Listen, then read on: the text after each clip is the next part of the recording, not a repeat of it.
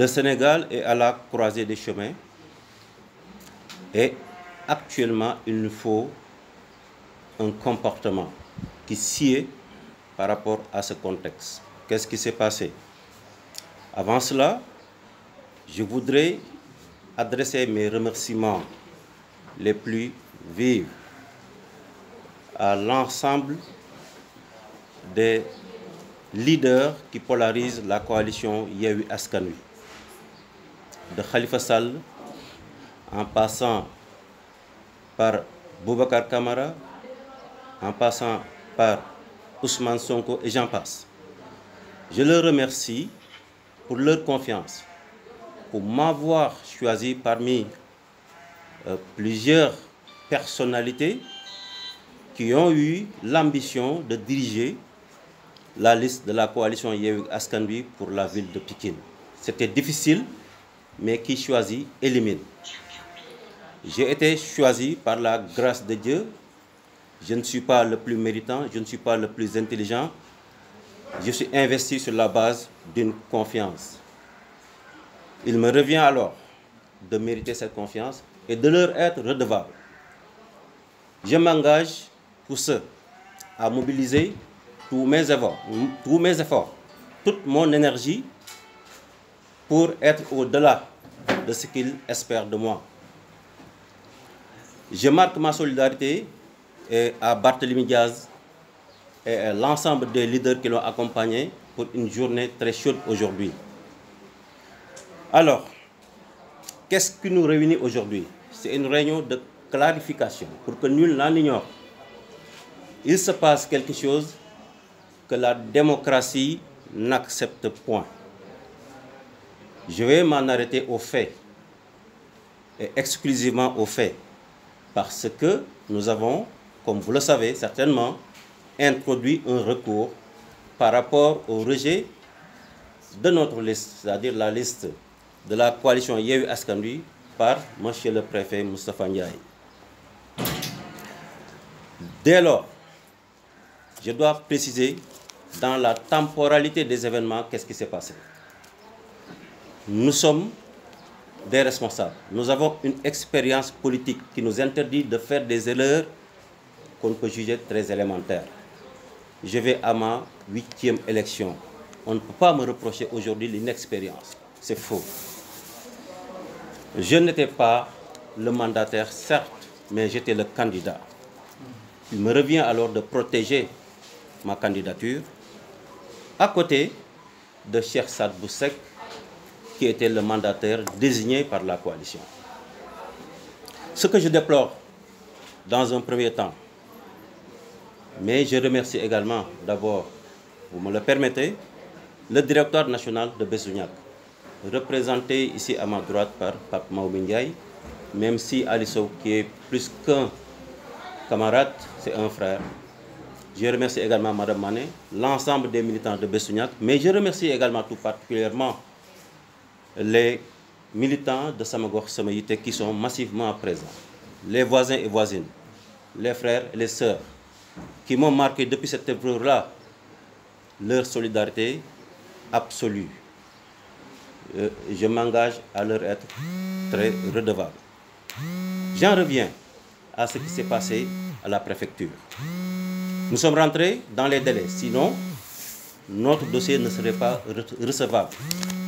Il serait frappé par la forclusion. Ce n'est pas le cas, donc notre dossier, nous sommes rentrés dans les délais et dans le cadre de la préfecture où les personnes dédiées à la réception des dossiers de candidature sont sur place. Ce que je déplore, c'est le comportement très suspect et inquiétant de monsieur le préfet. Son devoir était de nous installer, de nous mettre dans le confort, de nous mettre dans les commodités pour être à l'aise, pour remplir tout tranquillement notre liste, comme tout le monde le fait. Devant la précipitation, tout le monde est rentré dans la préfecture pour apporter des corrections, mais également pour ajouter, et j'en passe. Ce qu'il fait, m'a en tout cas particulièrement marqué de manière très négative. Il a fait des va-et-vient pour me dire qu'à 5 heures, il arrête. Je me demande, et vous serez peut-être d'accord avec moi, que partout ailleurs au Sénégal, ce scénario ne s'est pas passé. Rien qu'à Dagoudane, je pense que l'ensemble des mandataires qui étaient dans l'enceinte de la sous-préfecture étaient à l'aise et ont bénéficié de l'assistance, du soutien, de l'appui même des autorités dédiées à cet effet. Le nombre de rejets de la liste à la ville de Pékin en témoigne long sur le comportement inacceptable de M. le préfet. Il a mis tout le monde dans la pression, il a mis tout le monde dans la précipitation et je m'en désole, tout le monde s'en désole. Certes, nous avons rempli et avons pris notre temps pour faire notre dossier comme le règlement nous le recommande, basé sur le code électoral. Nous avons rempli un dossier dans les lieux, dans les délais. Nous avons complété dans les lieux, dans les délais. Et tout ceci est corroboré et attesté par un constat d'huissier. Cela veut dire quoi?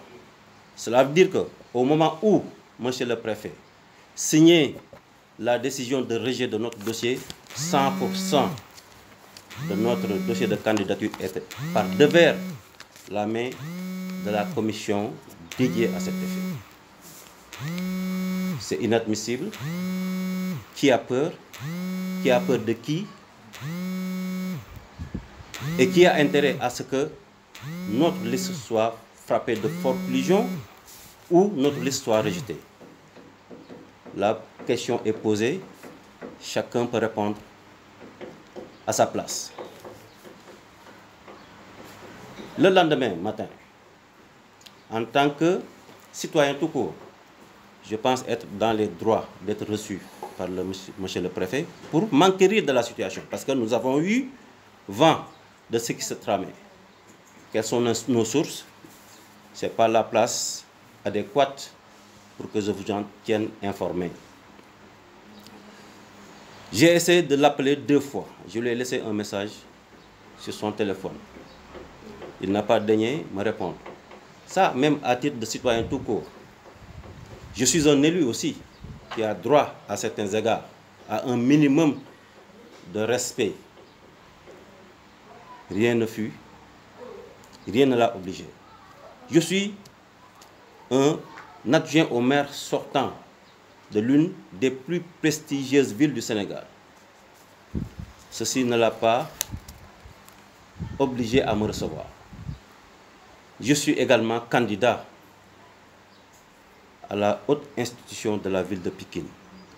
Donc 4 niveaux de légitimité qui fondent aujourd'hui mon droit d'être reçu et son devoir de me recevoir. Le lendemain, j'ai utilisé d'autres moyens pour me mettre devant lui, et ce que j'ai réussi.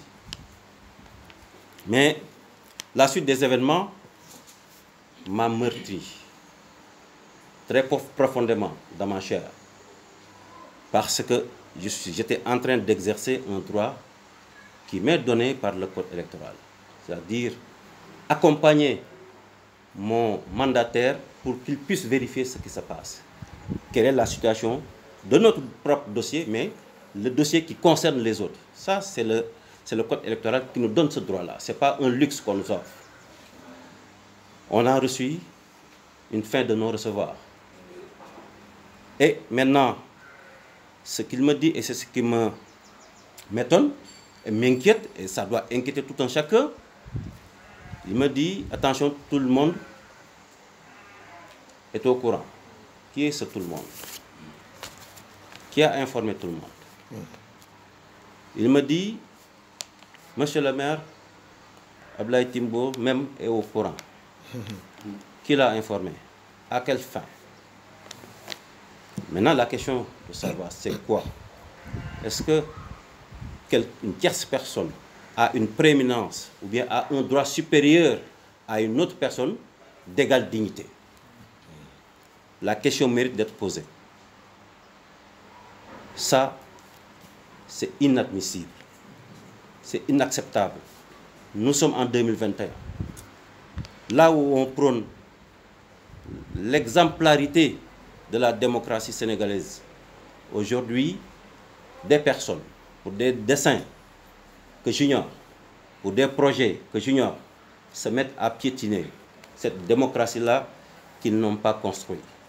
Ils devaient contribuer à l'améliorer, à la peaufiner, mais pas l'écraser et la piétiner, bien cracher dessus.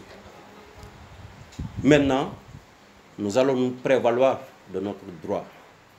Nous l'avons déjà exercé, nous avons constaté les faits par exploit d'huissier, comme je l'ai dit tantôt, et nous avons déposé valablement un recours en vue d'annuler cette décision injuste.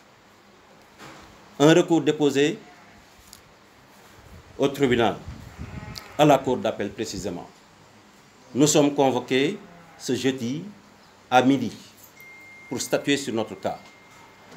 Donc voilà la temporalité et les faits. La temporalité des événements, mais les faits dans leur exhaustivité. Je ne vais pas entrer dans les entrailles des détails. Nous n'en sommes pas encore à ce niveau-là. Je ne vous ai pas invité à ce point de presse pour cela. J'ai invité la presse pour, en tout cas, amplifier les informations pour que nul n'en ignore, pour que tout le monde puisse être au cœur de la vérité. Et en définitive, seule la vérité triomphera. Je ne peux pas m'épiloguer en longueur. Je pense que j'ai transmis fidèlement ce qui s'est passé.